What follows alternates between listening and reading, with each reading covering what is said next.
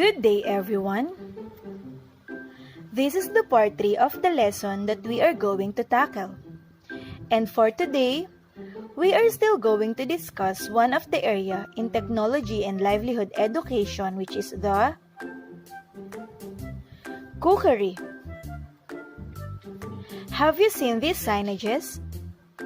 Where have you seen this, and what comes to your mind when you see these signages?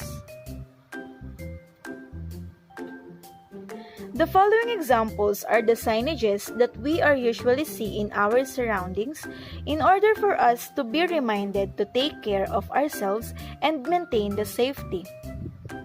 We have here the water safety tips or rules and regulations in the pools and even the site safety.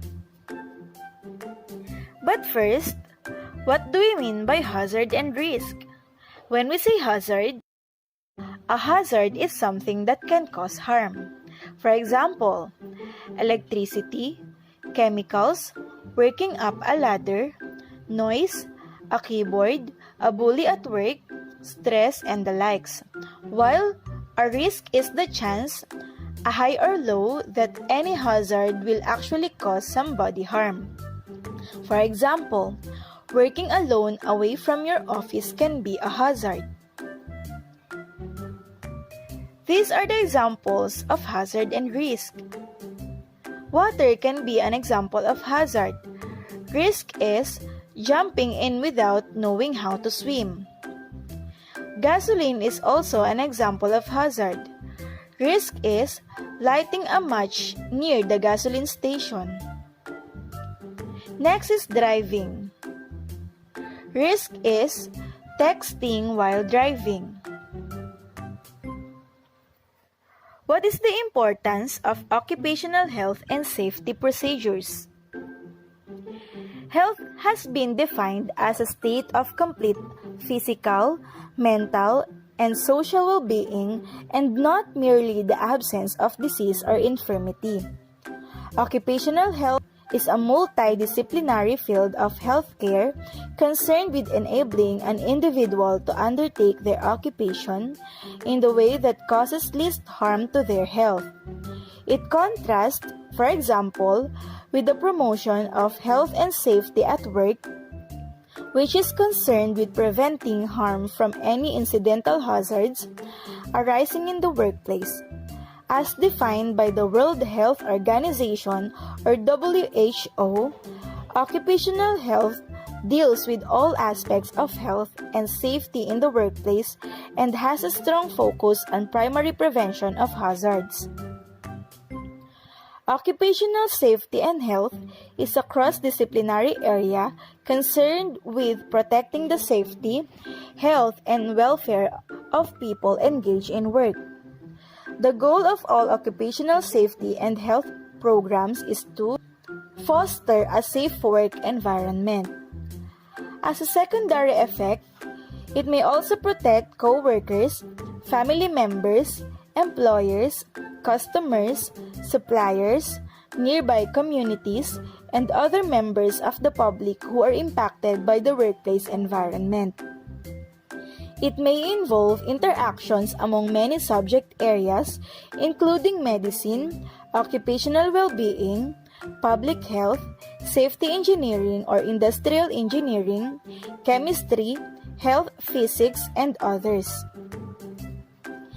The importance of occupational health safety. Occupational safety deals with all aspects of physical, mental, and social health and safety in a workplace. It is the umbrella for companies' efforts to prevent injuries and hazards in all work environments. Every industry presents various kinds of safety hazards to its employees. The spectrum of possible occupational safety risk ranges from severe and immediate physical dangers to milder hazards. The more immediate cases can be fires, explosions, chemical hazards, or other such dangers that present an immediate threat to an employee's life. Milder hazards include challenges in ergonomics, workloads, mental capacity, and general well-being of employees. The latter kinds of risk often take place in an office environment. However, whatever business you are in, there is always the possibility of an accident happening to someone. Effective occupational health safety procedure may lead to: first, occupational safety creates new opportunities. Second, occupational safety affects company reputation and productivity. Third, well-maintained occupational safety saves money. Fourth, control hazards and risk in the workplace. Fifth, use caution when working around hot oil. Sixth, get trained in the proper use and maintenance of your deep fryer. Seventh, observe all safety procedures and wear all protective equipment provided for your use while preparing hot items. 8. Use gloves and scrapers and other cleaning tools with handles. 9. Use the correct grease level and cooking temperatures for your deep fryer. Next, keep stove surfaces clean to prevent grease flare-ups. Next, avoid reaching over or climbing on top of fryers and other hot surfaces. Next, keep floor surfaces clean and dry. Next, do not work closely to hot fryers when the floor is wet. Next, do not spill water or ice into oil. Do not overfill or pour excessive amounts of frozen fries into deep fryer. Do not pour excess ice from fry packages into the fryer. Do not overheat the oil.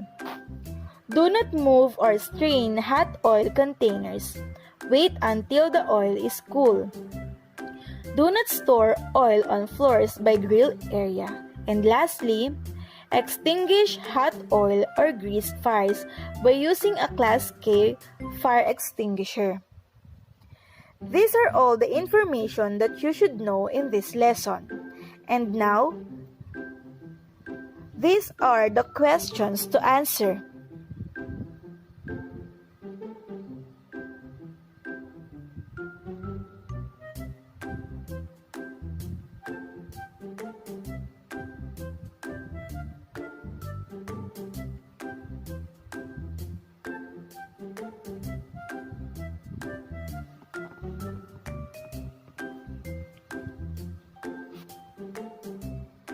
That's all for the part 3.